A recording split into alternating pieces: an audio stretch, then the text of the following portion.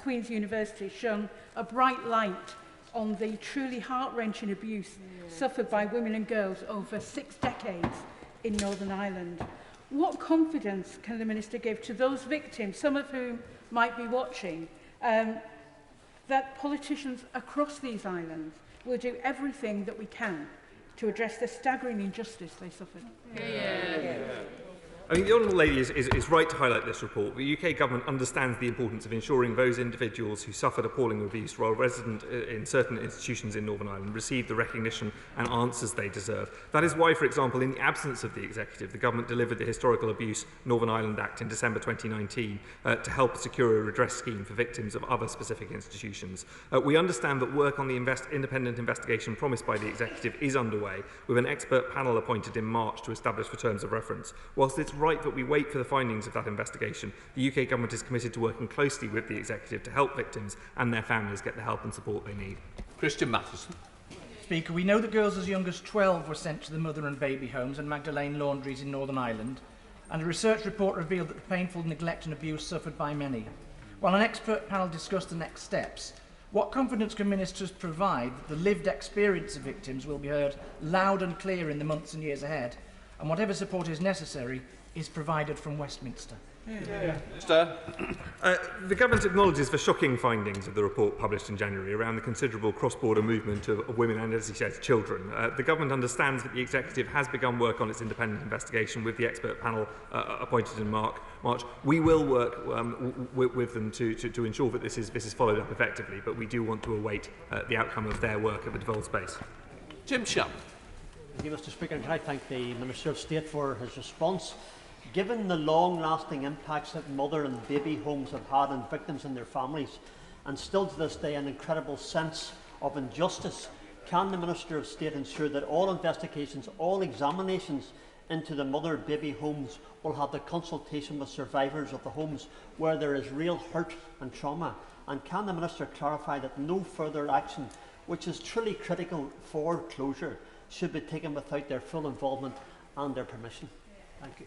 Minister. The Honourable Gentleman rightly recognises the importance of ensuring victims and survivors are fully involved in any investigative or review processes in order to best ensure they get acknowledgement, support and the answers they deserve. I understand, further to the points I've made previously, I also understand that the Victims and Survivors Service is continuing to work with victims and survivors to identify support and services they need, with a dedicated website and phone line to enable victims and survivors of the institutions to participate in this co-design process. But as I said, we are prepared to work with the Executive on this issue.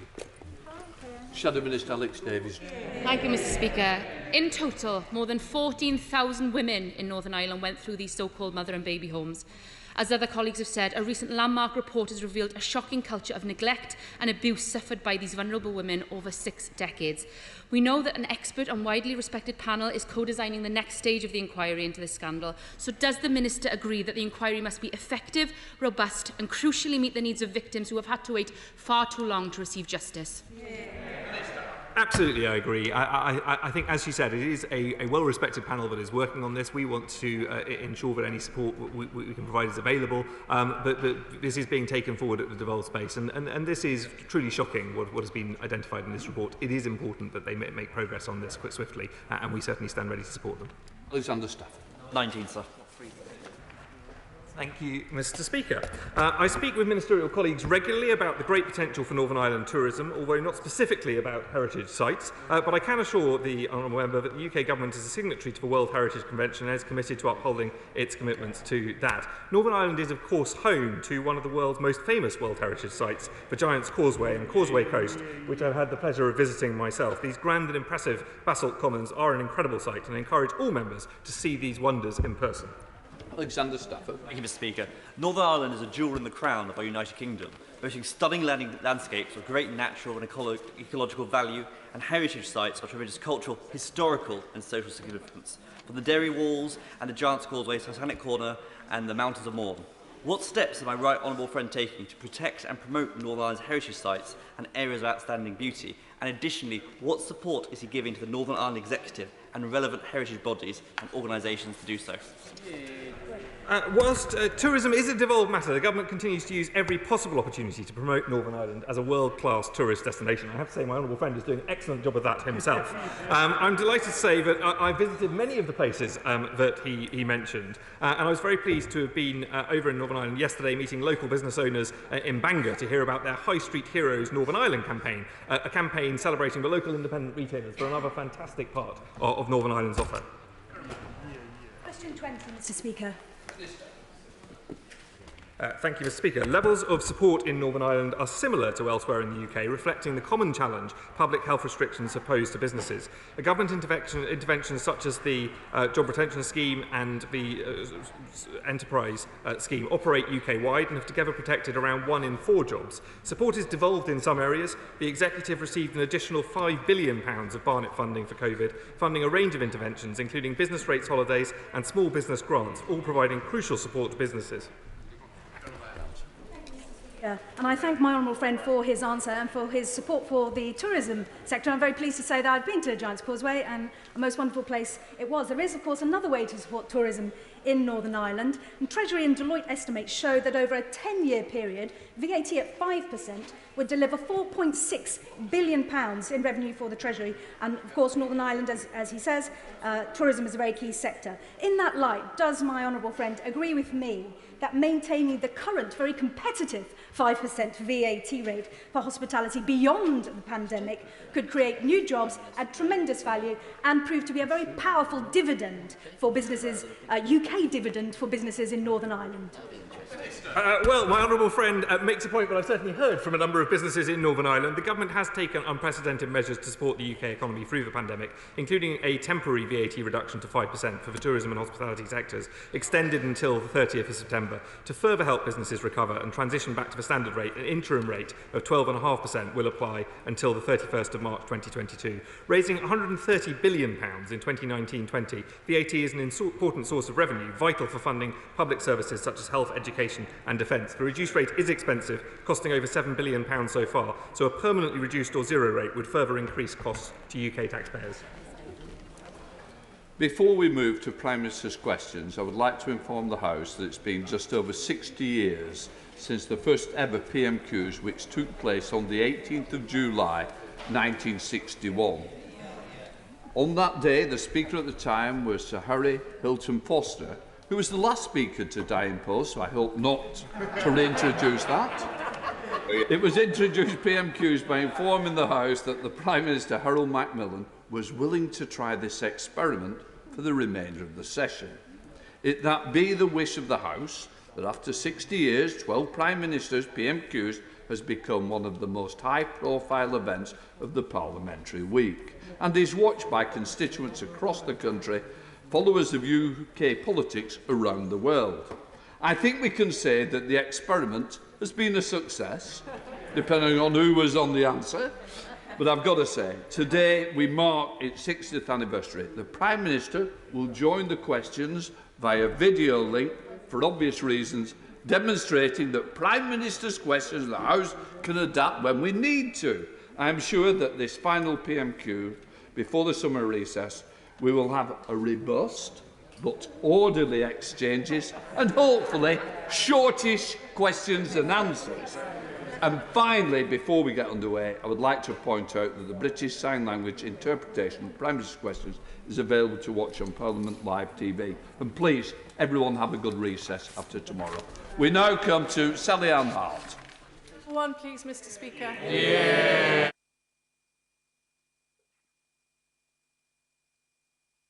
Mr. Speaker, thank you very much, and I'm delighted to be joining the House in the 60th anniversary edition of Prime Minister's Question Time, which, as you have rightly just pointed out, was, of course, an innovation introduced under Harold Macmillan, and look forward to answering colleagues' questions today. Mr. Speaker, before the House rises for summer recess tomorrow, I know that everyone will want to join me in thanking parliamentary and constituency staff and the dedicated House of Commons staff for hard work over the last year, and I hope very much that everyone has a restful break.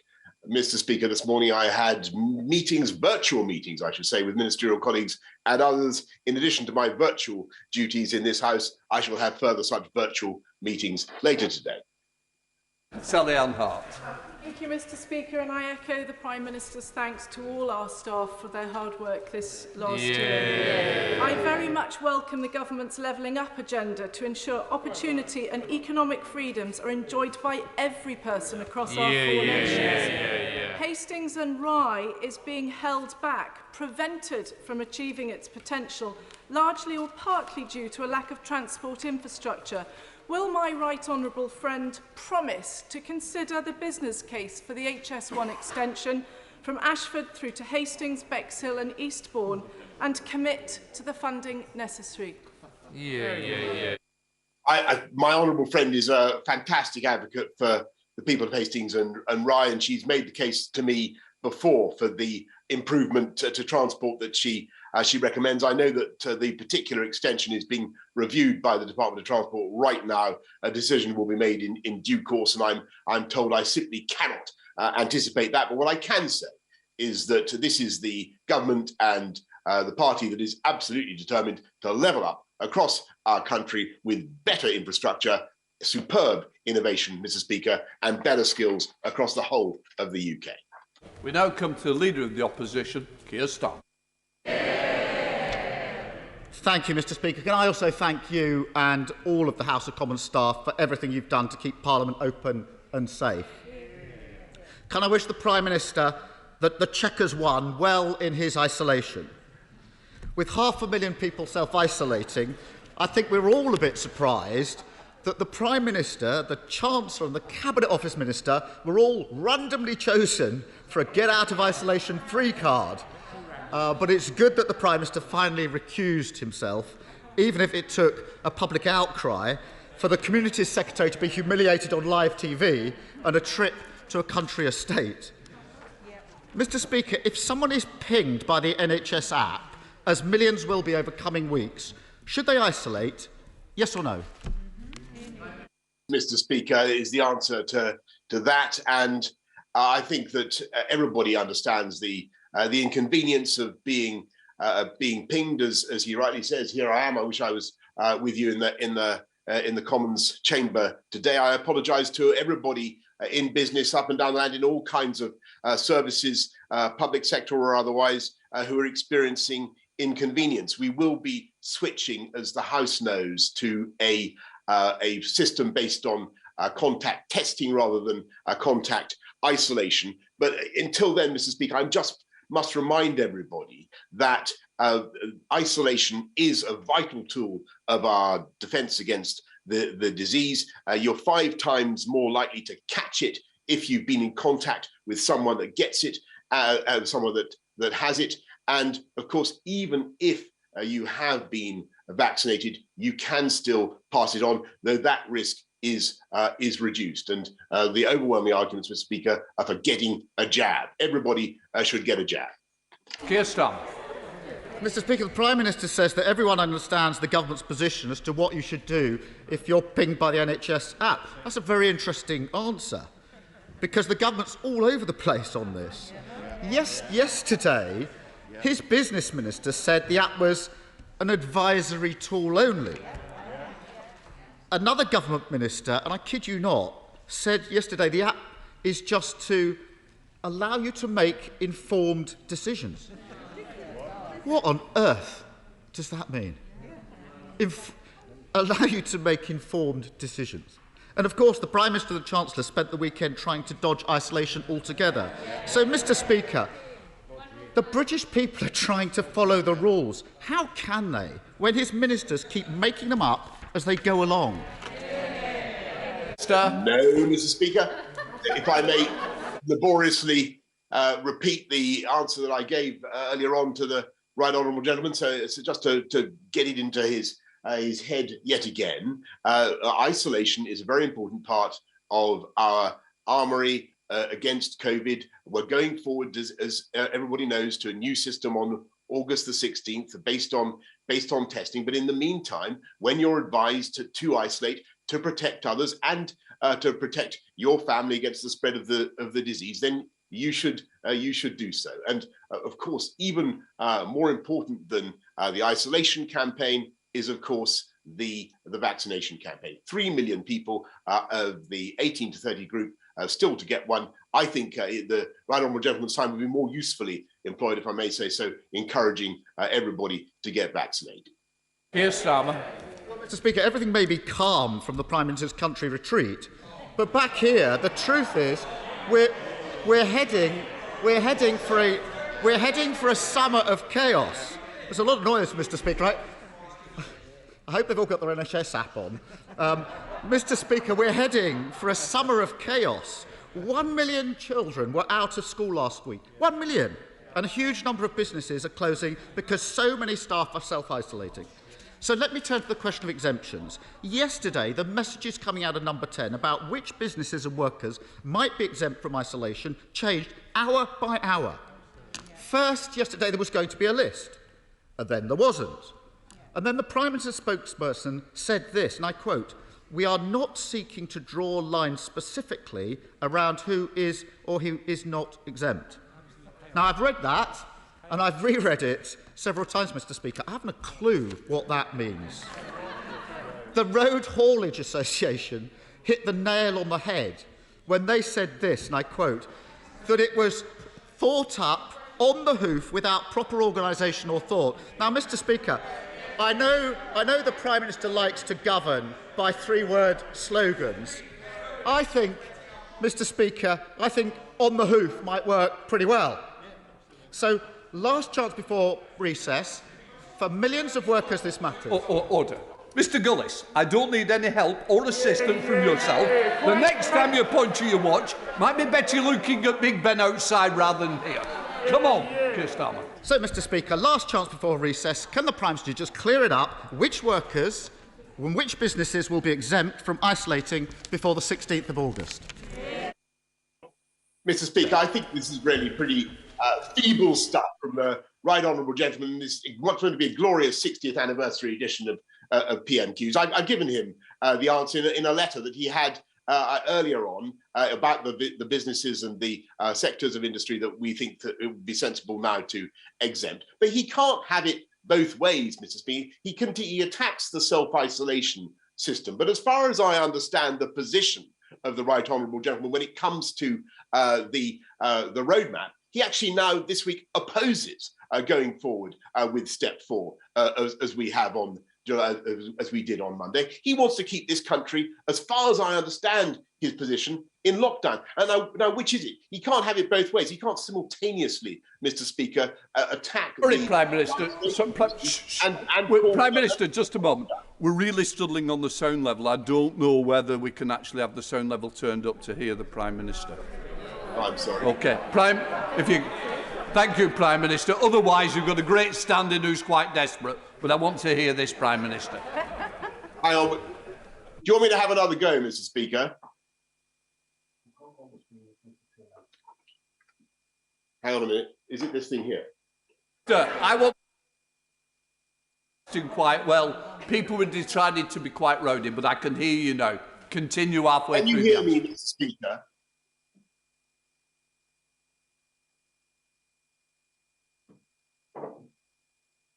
Mr. Speaker, can you hear me? Can hear you loud and clear, Prime Minister. Do you want me to give that answer again? Oh, don't worry. Just complete the end bit. I'm very happy. I will repeat it. I'll say it as many times as you like. I think the right honourable gentleman, the leader of the opposition, is guilty of failing to listen to what I said just now. And it's perfectly obvious that, as I said to him in a letter earlier on, that there are some businesses, some parts of our economy that, of course, need exemptions from the isolation regime because they need to be able to carry on. And for the most part, obviously, people will have to follow the rules. We're changing it on August the 16th, by which time we will have vaccinated many more people. I understand people's frustrations, but this is one of the few real tools that we have in our armoury against the virus. And I really think that in attacking the isolation system, which is what I think the right honourable gentleman is doing. He is being totally inconsistent with his earlier announcement, which seemed to be that we should stay in lockdown. If I understand the position of the Labour Party now, which is different from last week, they now don't want to go ahead with step 4. I think I'm right in that. Keir Starmer. He talks about inconsistency. 2 hours and 38 minutes to do a massive U-turn on Sunday morning. And then what have we seen in the last few days? He says I didn't listen to his answer. I did listen. I still think he's making it up. We had completely unclear announcement on Monday about exemptions, had contradictory statements all day yesterday. Now we seem to be back to the confused policy of Monday. How on earth the business is meant to plan when the Prime Minister keeps chopping and changing like this? I have to say, even after 15 months of these exchanges, I can't believe that the Prime Minister doesn't see the irony of him spending Freedom Day locked in isolation and announcing plans for a vaccine ID card. I remember when he used to say he'd eat an ID card if he ever had to produce one, and now he's introducing them. So, Mr. Speaker, when it comes to creating confusion, the Prime Minister is a super spreader. So let me try to get some clarity. Why is it okay? Why is it okay to go to a nightclub for the next 6 weeks without proof of a vaccine or a test, and then from September it will only be okay to get into a nightclub if you've got a vaccine ID card? Minister.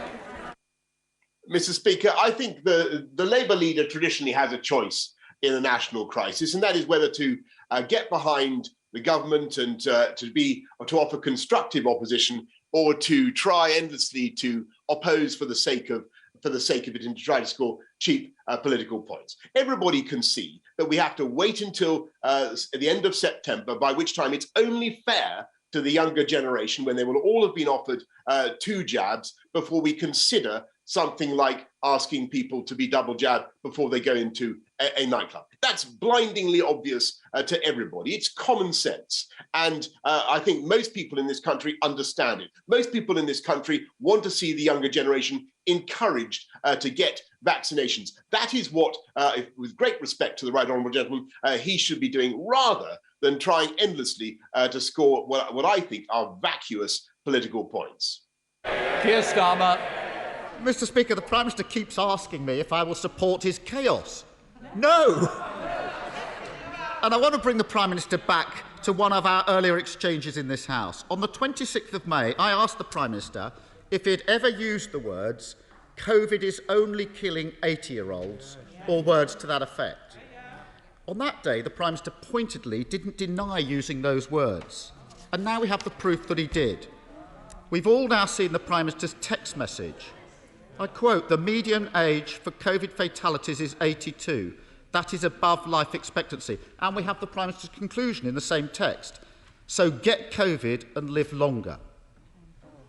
Remind the Prime Minister, over 83,000 people aged 80 or over lost their lives to this virus. Everyone leaving behind a grieving family and loved ones. So will the Prime Minister now apologise for using those words? Prime Minister.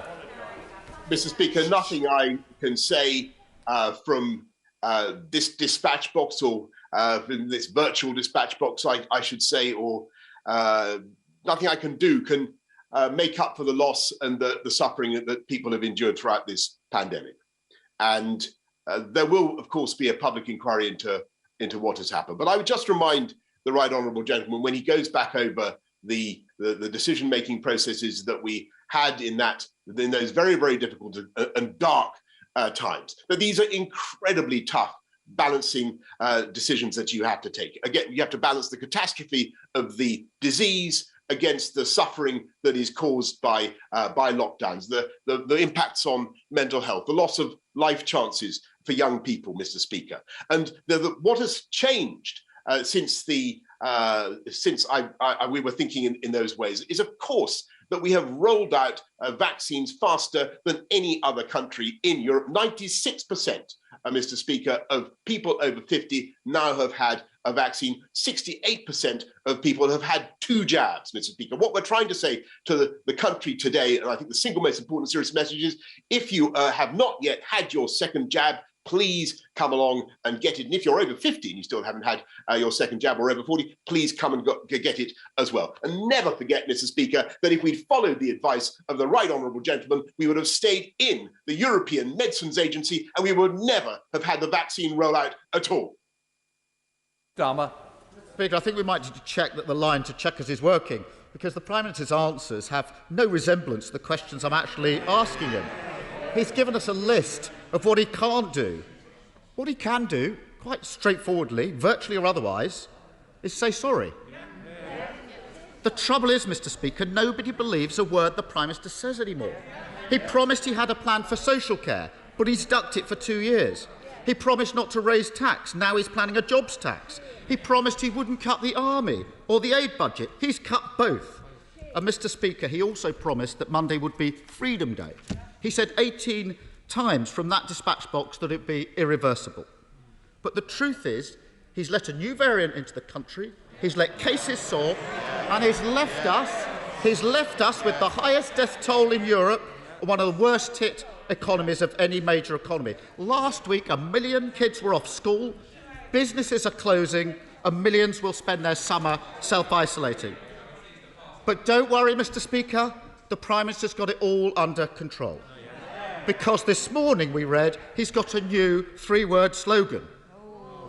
Keep life moving. You couldn't make it up.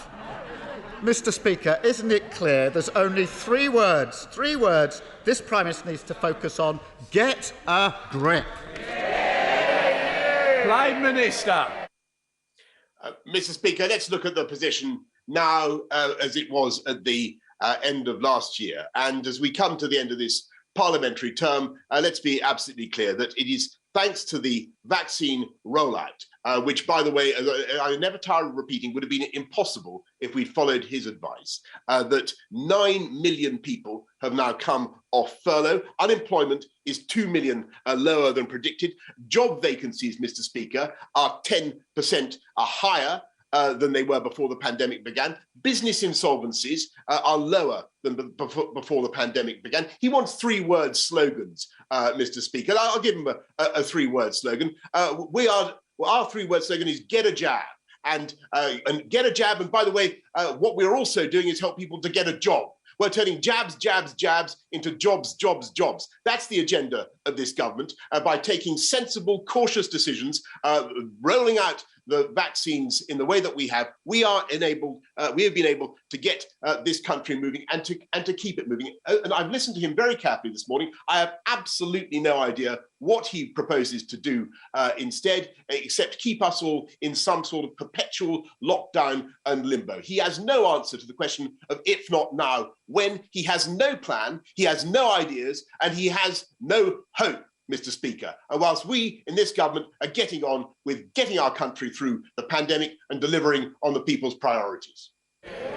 Craig Williams. Thank you, Mr. Speaker. The Levelling Up Fund is a very welcome investment in Montgomeryshire. It's a game changer for our county council and critical investment at this very critical time. Specifically, we would like to reopen the Montgomery Canal. It's our levelling up bid. It sadly was disconnected from the UK network some decades ago and has been kept alive by a terrific team of volunteers. Will the Prime Minister use the weight of his office and, like the Secretary of State for Wales, jump on the boat, get this investment over the waterline and deliver this levelling up bid in mid-Wales? Prime Minister. I congratulate my honourable friend on the campaign he's running for what sounds like an absolutely beautiful plan to reopen the Montgomery Canal. He won't have long to wait for the decision on that scheme, but I can assure him that Wales is receiving thumping quantities of the UK's Levelling Up Fund. Already 5% of total UK allocations in the first round will be in Wales, and I thank him for the lobbying that he's put in today. Let's go to the leader of the SNP, Ian Blackford. Thank you very much. Of course, while they're talking about levelling up on the government benches, we in Scotland are looking at settling up for the people of Scotland. Mr. Speaker, I hope the Prime Minister will be reflecting on the judgment from the Parliamentary and Health Ombudsman yesterday that judged that there was maladministration in dealing with the 1950s WASPy women. It's about time that the government delivered justice for those involved. Mr. Speaker, last night we heard from the Prime Minister's former Chief of Staff. On the 15th of October, the Prime Minister didn't believe that the NHS would be overwhelmed and thought that the over-80s should be sacrificed to the whims of the deadly virus. The Prime Minister wrote those words whilst our NHS was facing the darkest moments in its history. While doctors and nurses were fighting to contain the pandemic, the Prime Minister was actively pushing for the virus to be allowed to run rampant through towns and cities.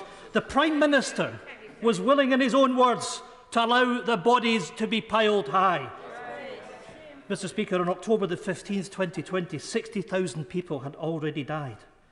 How can anyone have put faith and trust in a Prime Minister who actually typed the words, "Get COVID and live longer"? Mr. Speaker, I think that the right honourable gentleman grossly mischaracterises the substance of those discussions. What I said, I've made points in the House of Commons already in the chamber about the language that I'm alleged to have used. But I think what everybody in this country understands is that the decisions that we had to take at that time were incredibly difficult. And of course, this in no way detracts from the grief and the suffering of those who have lost loved ones to COVID, whose families have been hit by the consequences of that disease.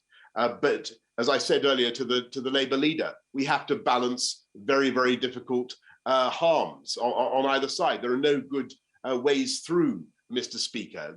A lockdown also causes immense suffering and a loss of life chances and damage to health and to mental health.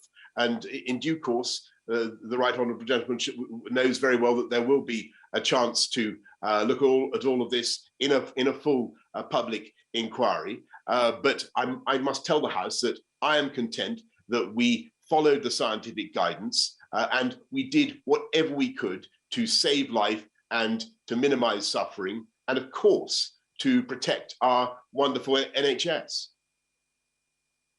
Blackford. Is that it?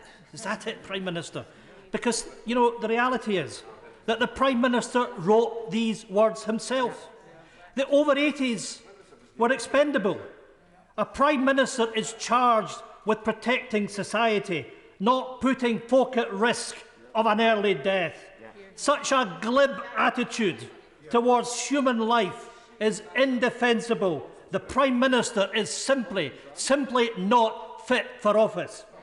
The clear pattern throughout this pandemic is that it's one rule for them and another rule for the rest of us. The reality, Mr. Speaker, that the only way to get to the full truth over this UK government's disastrous handling of the pandemic is for this cabal to be made to answer under oath. So will the Prime Minister confirm that in the interests of public health and confidence that the COVID inquiry will begin immediately and commit to appearing at the inquiry himself under oath before any general election is called? Prime Minister. Thank you, Mr. Speaker. And I appreciate why it's so important for this country to have a full public inquiry, and that's why I made the announcement to the House that we would. And I also think that it's right that it should go ahead as soon as is reasonable. I don't think that right now, in the middle of a third wave, when we're seeing many of the key people involved in fighting the pandemic who were very, very heavily occupied, I don't think it's right to ask them to devote a lot of their time to a public inquiry of the kind that I think we would all want to see. And that's why I think it's right that it should start in the spring, when I'm pretty confident, and so are the rest of the scientific community, that we will really be in a much, much better position and able to go ahead. And that is the time to begin the public inquiry. But that doesn't mean, Mr. Speaker, that we aren't continuing to learn lessons all the time. We now have David Davis online. David Davis. Mr. Speaker, 40 years ago, this country led the world in social mobility. Since then, we've fallen so far behind, we're now only 21st in the world rankings. If we're to succeed at levelling up the UK, then we must restore social mobility for working class pupils right across the country. The fastest and most cost-effective way to do that is to re-engineer the classroom, to capitalise on the benefits of modern technology, using artificial intelligence to provide lessons tailored to the ability of each and every child. Countries around the world are already doing this, from America to Australia, China to Estonia. And private schools in the UK, including Eton, are already doing it using world-class British technology.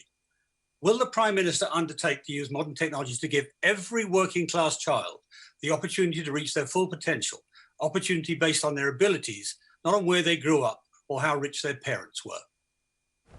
Prime Minister. Yes, Mr. Speaker, I'm thankful to my right honourable friend for the personal tutorial he gave me in with using a laptop in the opportunities provided by this type of technology and the massive increase in the cognitive powers of kids that is now made possible by these types of technology. And we are looking at supporting schools across the whole of the UK with this kind of advance as we continue to level up. Sir Geoffrey Donaldson.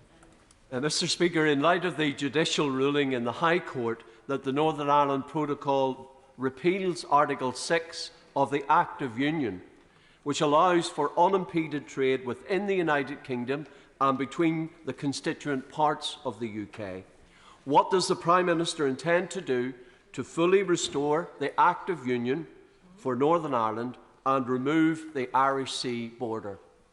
Prime Minister. I'm grateful to the right honourable gentleman, and this is my first opportunity publicly to congratulate him on becoming leader of the DUP. I look forward to working with him and with the whole of the executive in Northern Ireland for the people in Northern Ireland. As we've made clear and as we'll be setting out today, we want to sort out the issues in the protocol. We think there are practical steps you can take to do that. And as far as the court case is concerned, nothing in the protocol affects the territorial integrity of the United Kingdom or Northern Ireland's place within it. Let's see if we can pick up the pace with Theo Clark. Theo. Thank you, Mr. Speaker. Last Friday, I joined local health officials and members of the public at a consultation meeting on maternity services in Staffordshire. Maternity was temporarily suspended at Stafford's County Hospital at the height of the pandemic so that wards could be used to treat COVID-19 patients. But does my right honourable friend agree with me that anyone who wants to give birth at Stafford's County Hospital should be able to do so? Let's go to the Prime Minister. Prime Minister. My honourable friend raises a very, very important point, and a lot of the hospitals that I've been around recently are doing incredible work at getting back to pre-COVID levels of service, and I understand that NHS partners are working hard to explore options for restoring maternity services at a county hospital. Stephen Timms. Thank you, Mr. Speaker. Together with the chairs of the committees dealing with social security in the Scottish Parliament, the Senedd and the Northern Ireland Assembly, we've made a call that the £20 a week cut in universal credit due in October should not go ahead. A new Joseph Rowntree Foundation report shows that if it does go ahead, out-of-work families with children will have an income way below what the general public regards as the minimum necessary for an acceptable standard of living. Instead of cutting down, will the Prime Minister not follow his own policy and level up and leave the £20 a week in place? Prime Minister. Mr. Speaker, what we want to do is level up across the whole of the UK by increasing jobs, access to high-wage, high-skilled jobs, and getting people off benefits and into work. And really that is the big difference between his party and the party I lead. We want to help people into work, and I'm afraid that, as so often, Labour wants to keep them on welfare. I don't think that's the right way forward. We want to see higher wages, and that's why we've increased the living wage by record amounts, and that's why we are working to ensure that this is a jobs-led recovery. And all the signs are at the moment that that is succeeding. But of course, it depends on people getting those jabs and when they're asked to. Let's go to Alberta Costa. Alberta.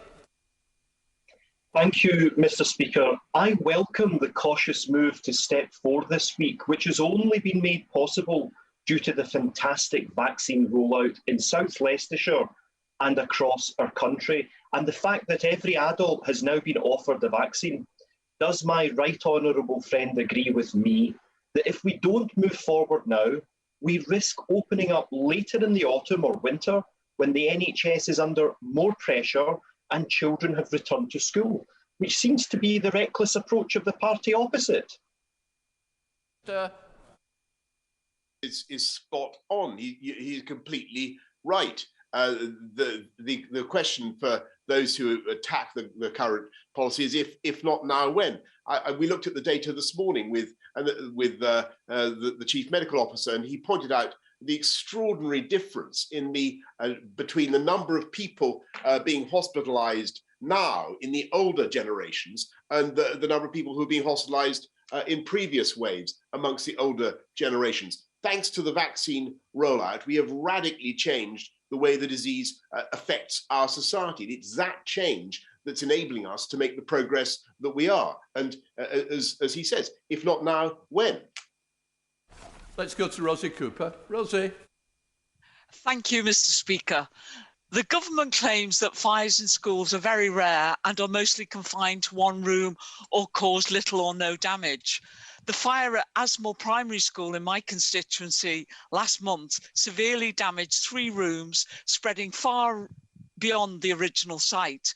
This has had a devastating effect on the school, and the pupils now face 18 months of disruption to their education.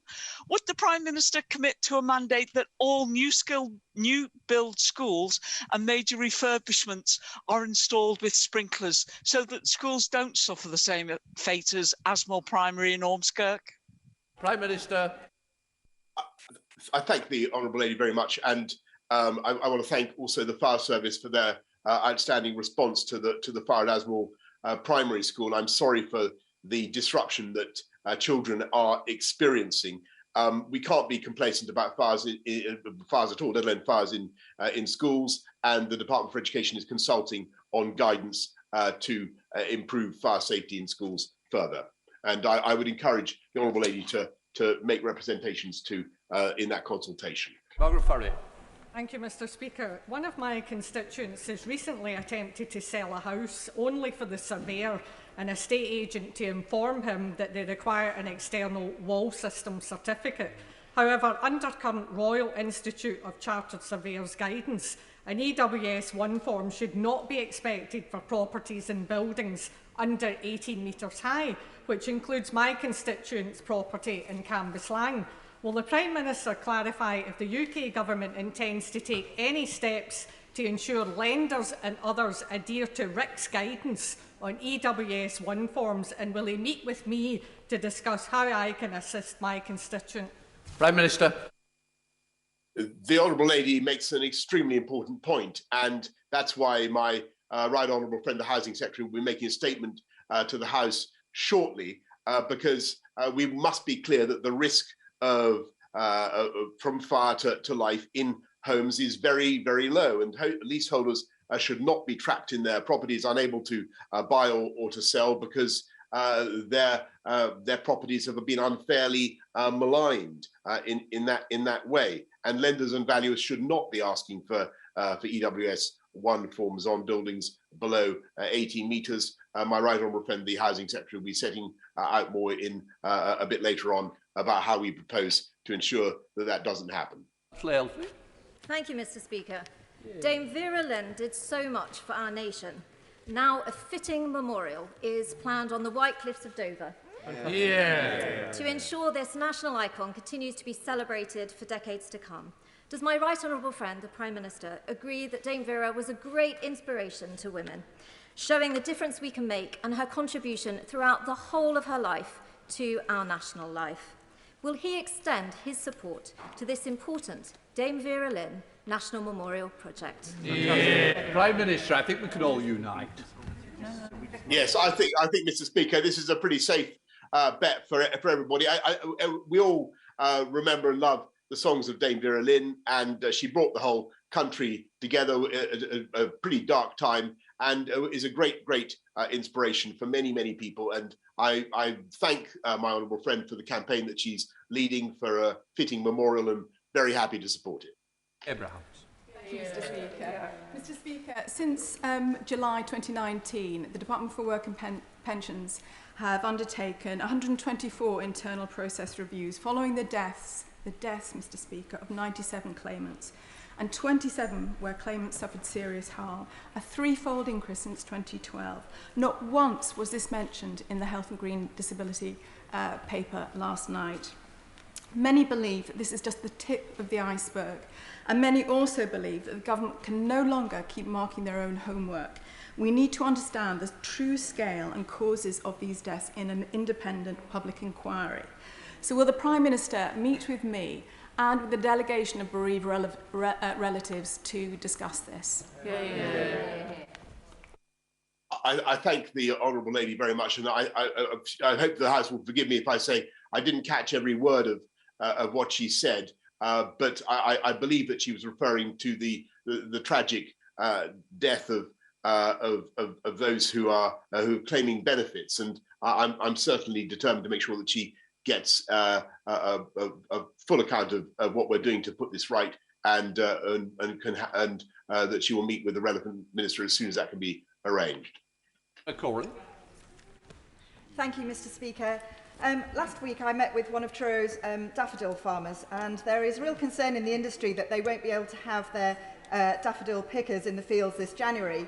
Now, I know the DWP is working with the Duchy College and is hoping to run a local sector-based work academy, but this is a complex issue. We're requiring a long-term solution, and I wonder if my right honourable friend, the Prime Minister, would meet with me and other Cornish MPs to see how we could resolve this long-term. Prime Minister. I'm only happy to meet my honourable friend at any time, but I can assure her that we want to find the workforce to pick the flowers, the beautiful Cornish daffodils that should not be born to blush unseen, as it were.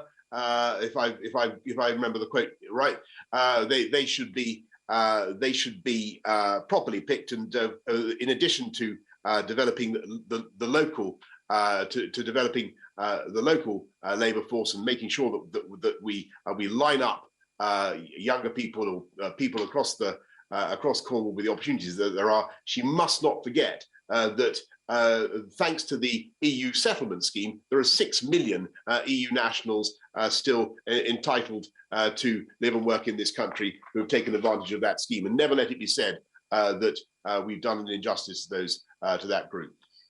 Thank you, Mr. Speaker. Local residents in Lancaster are opposing the conversion of a popular local pub, the Britannia, into a 10-bed student let. Now, the Housing Secretary says that the current planning system doesn't give people influence over local developments, but his party's Developers Charter gags local residents and hands power to a Whitehall-appointed board of developers, resulting in low-quality, unaffordable housing. So isn't this the case of the Prime Minister paying back his party's developer paymasters by selling out local communities? Prime Minister.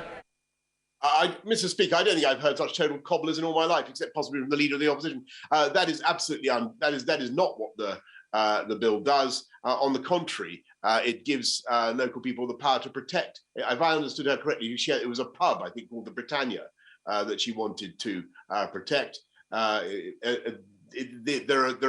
are measures that we're bringing forward to allow local people to protect such places of vital local importance, and when it comes to development, actually, the power will remain vested firmly with local people to make sure that they protect their green space, they protect the green belt, and they only have development in the places where they, the local people, want it. Thank you, Mr. Speaker. I'm sure my right honourable friend is not surprised. People are keen to move to my North Devon constituency, but we, like much of the South West, are experiencing severe housing shortages. Local government needs urgent help and support now, but might he consider, as part of planning reforms, binding covenants being applied to a proportion of new builds to be used as a primary residence and not a holiday let or second home, and that existing homes must register for a change of use if becoming a holiday let, to ensure vibrant coastal communities do not become winter ghost towns? Prime Minister. My honourable friend is a massively effective advocate for the people of North Devon, and she's made these points to me before, and I know that she's right. We've put higher rates of stamp duties, she knows, on the buying of additional properties such as second homes. But what we've also got to do is make sure that young people growing up around our country, rather contrary to the instincts of the previous Labour Speaker, have the chance of home ownership in the place where they live, and that's what our First Home scheme will help to do, with a new discount of at least 30% prioritised for first-time buyers. Richard Burke. Mr. Speaker, the Prime Minister is having to self-isolate just as hundreds of thousands of people across the country are having to do because of his reckless COVID strategy. But unlike the Prime Minister, not everybody has been able to run off to a luxury country mansion with a heated swimming pool. And also, unlike the Prime Minister, so many people across our country are having to survive on just £96 sick pay per week. So could the Prime Minister survive on £96 sick pay per week? And if he couldn't, why does he think if it's not good enough for him, it's good enough for everyone else? Prime Minister. Mr. Speaker, he's quite wrong, because everybody who's self-isolating is entitled, in addition to the equivalent of the living wage and statutory sick pay, they're entitled also to help in extreme circumstances from their local councils, and also to a £500 payment to help them with self-isolation. And it remains absolutely vital that everybody does it. Let's go to Bill Wigan. Bill. Thank you, Mr. Speaker. Given the global pandemic, public criticism of my right honourable friend's extraordinary leadership should be dismissed. He put the lives of my constituents first and has had to adapt to the lessons that COVID-19 has taught us. Sadly, the same cannot be said for the handling of tuberculosis by DEFRA. Will my right honourable friend meet me to discuss the current TB strategy and how we can improve it? Prime Minister. I'm always delighted to meet my right honourable friend, and I can tell him that, I listened to him and I learned from him about bovine TB and badgers. We do think that the badger cull has led to a reduction in the disease, but nobody wants to continue, and I'm sure that my honourable friend doesn't want to continue with the cull of a protected species, beautiful mammals, indefinitely. And so I do think it's a good thing that we're accelerating other elements of our strategy, particularly vaccination. I must tell him I do think that is the right way forward, and I do think we should begin, if we can, to phase out badger culling in this country. Sarah Olney. Thank you very much, Mr. Speaker. Mr. Speaker, 1 million children, including my own daughter, were out of school last week due to the need to self-isolate when there's a positive test confirmed in their bubble. Can I firstly just pay tribute to all the teachers, both in my constituency and across the country, who have done incredible work in keeping learning going under such difficult circumstances. And I was really pleased to be able to thank my daughter's school teacher in person yesterday. Can the PM confirm that the government's approach to managing this pandemic will guarantee that all children will have an uninterrupted academic year when they return to school after the summer break? Prime Minister. She's absolutely right to focus on the needs of children in this pandemic and the paramount importance of keeping them in school. And we will do everything we can to ensure that we are able to get schools back in September. I have every confidence that we will be able to, but that will be greatly assisted, as I've never tired of repeating, Mr. Speaker, this afternoon, that will be assisted if everybody goes and gets their second jab. or first judge. Mr. Speaker, as chair of the All-Party Parliamentary Group on Missing People, every year 180,000 people are reported to the police as missing from across our constituencies in the United Kingdom. And I'm sure the Prime Minister and everyone in this House will find that completely unacceptable. The Home Office's strategy on missing people has not been reviewed since 2011. Will the Prime Minister please urgently get this strategy reviewed and updated? And with that, will the Prime Minister meet the Missing People's Charity, Children's Society and myself to look at this very important issue affecting our society? Prime Minister. I thank my honourable friend, and I would just remind him that 95% of missing persons incidents are actually resolved without anybody coming to harm, or without the missing individual coming to harm. But I thank him for the work that he does on this issue, because it matters a great deal, clearly, to the remaining 5%, which is an unacceptably high level of suffering. And I'm certainly determined that we should continue to work with all the relevant agencies, the police, social services, to improve our response. And I will be very happy to take up his offer and ensure that he gets the meeting that he needs. Final question, Dr. Lisa Cameron, please. Many thanks, Mr. Speaker. As chair of the Disability All-Party Group, I hosted a Disability Confident workshop for members of Parliament, and I'm delighted that we are now approaching 25% of cross-party MPs being accredited as Disability Confident employers. So would the Prime Minister become a Disability Confident employer himself, encourage colleagues to do so, and put his support behind improved representation and inclusion in Parliament for people with disabilities? Prime Minister. I thank the honourable lady very much for her suggestion that the government should become a disability confident employer. I'm sure that we already are, but I will investigate the matter and make sure that she gets an answer by letter. Thank you very much. I will now stand down your standing Prime Minister as well, and just to say to everybody, please, when we get back, we've got to get through more questions. We've got to get back on time. So let's work for each other. So now we're suspending the House for 3 minutes to enable necessary arrangements to be made for the next business order.